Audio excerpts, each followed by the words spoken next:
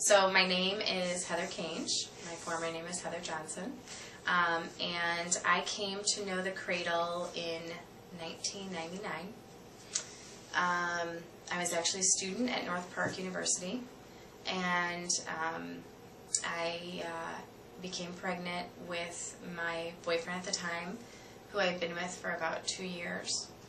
So my parents actually were the one who said, "Have you heard about the Cradle?" Everyone had an opinion. "Oh, you should do this, you should do that, you should do this." But the Cradle was a place where I came for sanctuary every week, or every other week, I can't remember. I came a lot.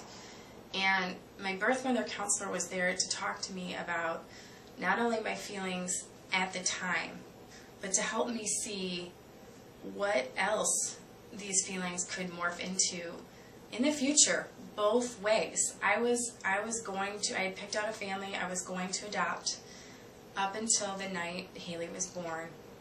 And it was the final moment after everything had kind of culminated, and I listened to her, I listened to God, and I was like, I know I can do this. It wasn't until that night when I was alone and the weight of the entire 9 months had finally hit. And I just don't think without the Cradle counseling I would have been able to sort through what really was me, what really were others, what really was Haley, what really was the birth parents. Like, there was just so many overwhelming feelings, and I just don't think I could have, either way, even if I had never even looked into adoption, I would never have been able to mentally prepare for the rest of my life. Well, the first thing I would say is get help.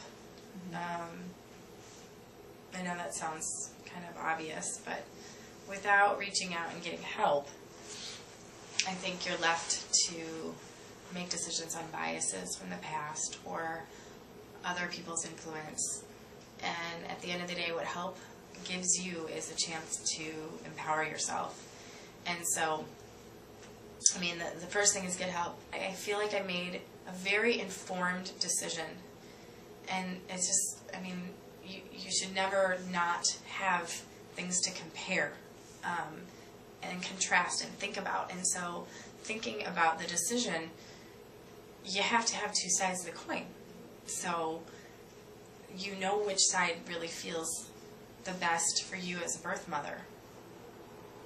But ultimately, keeping the child as your forefront and thinking about what is best for the child